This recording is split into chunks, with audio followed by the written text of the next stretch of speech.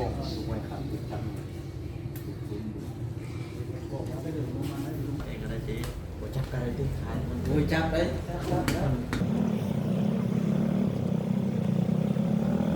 สบายดียินดีต้อนรับเขาสู่สองบัวเดชวันนี้สิพาไปครับใบประกาศโมยันจบสันสูงขนาดไอทีจบไอทีวัดชองจริงๆเลยพากันเซ็งติดปริญญาตรีเบิดเนาะแต่ว่าพอได้เฮียนก็เลยเลือกเฮียนซ้ายที่มันพอไปได้พอปริญญาตรีเฮาเซ็งไปมันก็บ่แม่นซ้ายเฮาสินะเลยพากันเฮียนสันสูงแล้วก็เสื่อมต่อตอนนี้กำลังเซ็งอยู่ยังถ่าผลออกมาสิเป็นยังไงไปเบิ่งกันวิชาการวัดนี่สถานการวิชาการแล้วจะฝ่ายเสร็จนะทำวิชาการเนี่ยเขาออกมาได้ก่อนเสร็จนะต้องวิชา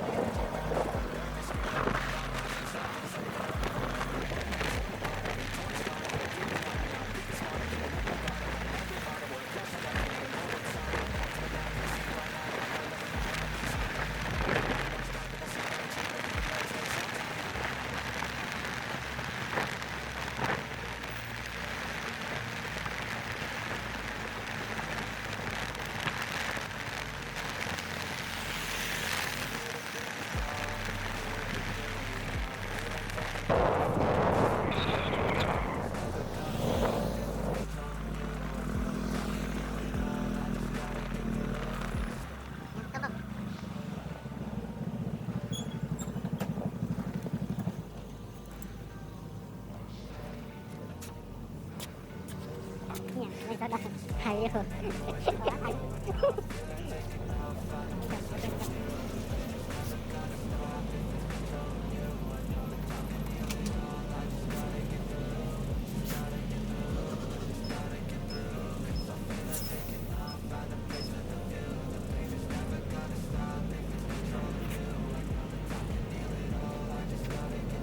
มาเติมลมอยู่แล้ว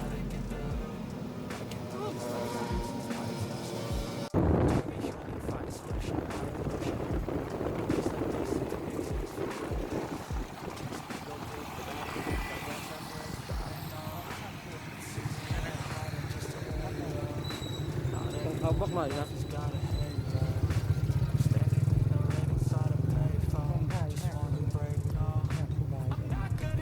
ฮะไปครับไป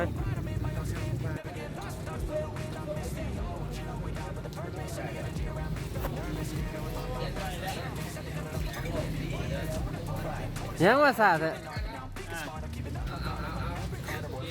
ว่าสาด อย่างรถหัวย่างมา ยังใช่ใช้ปัดเลยปัด ปลอดไปอย่างนี้เข้าไปเอาแบบประกันก่อนเลย ฮะ เอาไปก่อน ใช้แป้นนะบ่ ไป ไปบ่ตอนนี้แม่นฮอดแล้วกำลังสิไปเซ็นเอาใบประกาศ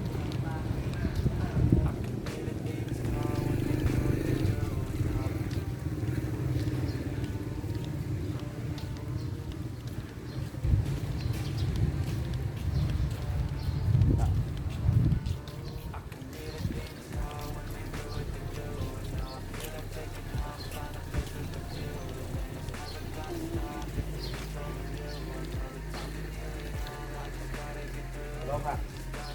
ไปห้องแบบ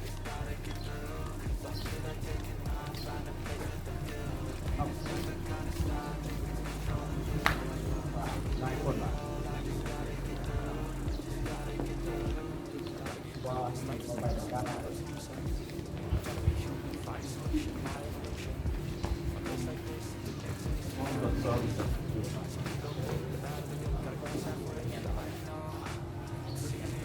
เปิดกล้องดูค่ะ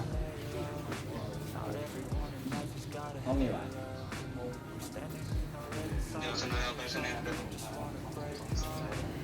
เป็นห้องนี้ป่ะ คือว่าตัวหามัด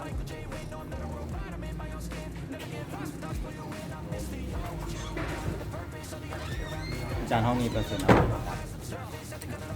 ปงย้ำแหละไปเสียวให้ถามเพิ่นเลย โอ้ยเส้นก็เส้นปองแล้วบ่ไปจะไปเส้นไปจะไปเส้นอยู่ในห้องโอ้ย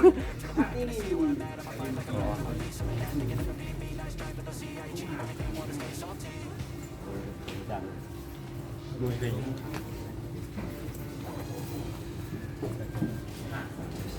สวัสดีจานโดยมาเซ็นเอาใบประกาศ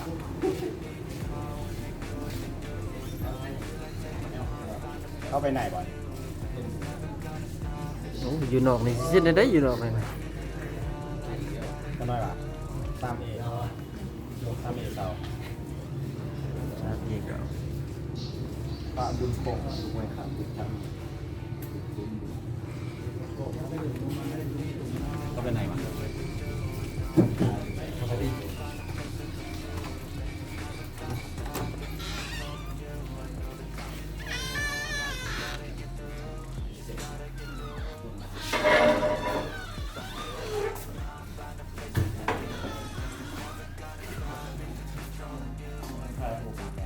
โอ้ยเต้นนี่ มันประกาศเป็นพอออกแล้วมาเนี่ยครับแท้เนี่ย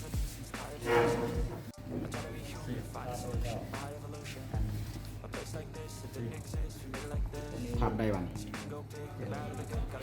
ขับได้วันเรื่องชิงห่อเอาออกเพราะว่าท้ายหูลองนะเจอกัน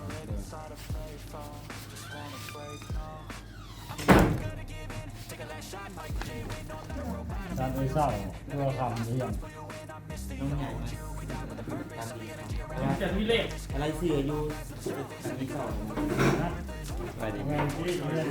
ได้จ้ะเอาแต่โดนต้อ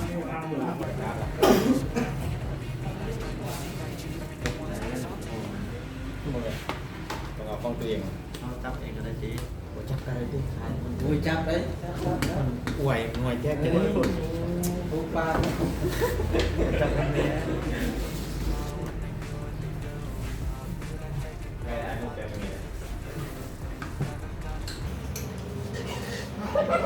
คะแนนไปเอาอ่ะเอาไปคะแนนไปเอาเลยยังไม่ได้ถ้ากลัวเป็นคืนต้องเป็นรายชื่อเท่าไหร่ก่อนนะครับโอเคทำไมได้คนเดียวกันเลยนายเป็นจีสถานหนึ่งวันนึงให้เอาไปละร้อยให้เราเกี่ยวกันเป็นจังหวะเลยเอาอันนี้เป็นของไปเพราะเราเป็นนี่เป็นตัวละลุ่นในการกะมันจะทำ เ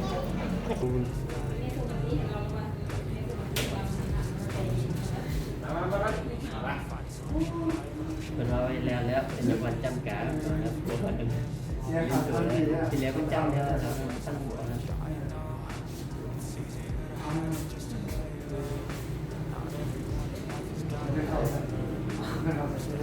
สวัสดี ผมเย็นแล้ว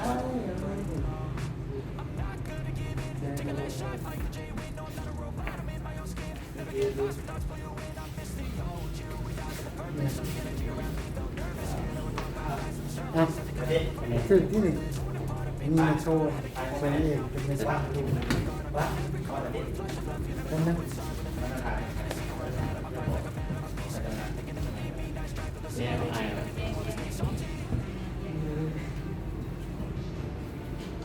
้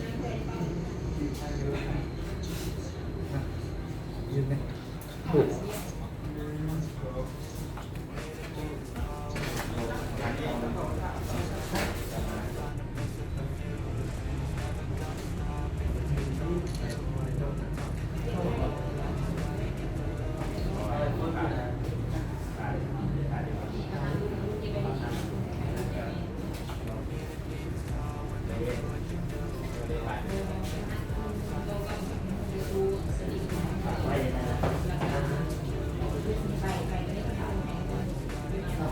ฝากเลยประมาณนี้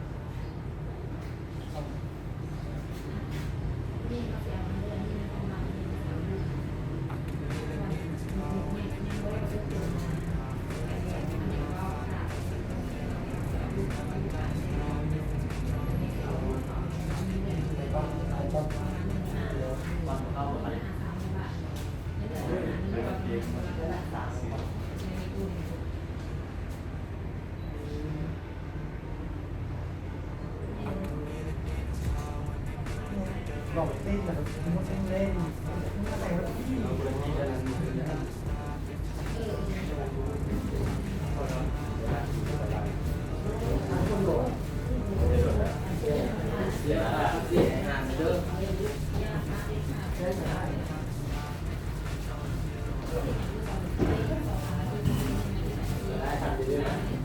โอ้มีเด็กชายเราทั้งนั้นเลยมาได้ใกล้โพสสู้มาได้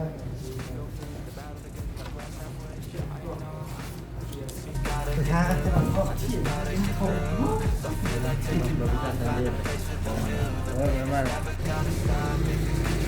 เดี๋ยวพากันออกไปสันเขาก่อนเนื่องจากว่ามีมือคนหนึ่งเขาสิได้กลับบ้านคือสิได้ลาจากกันเลย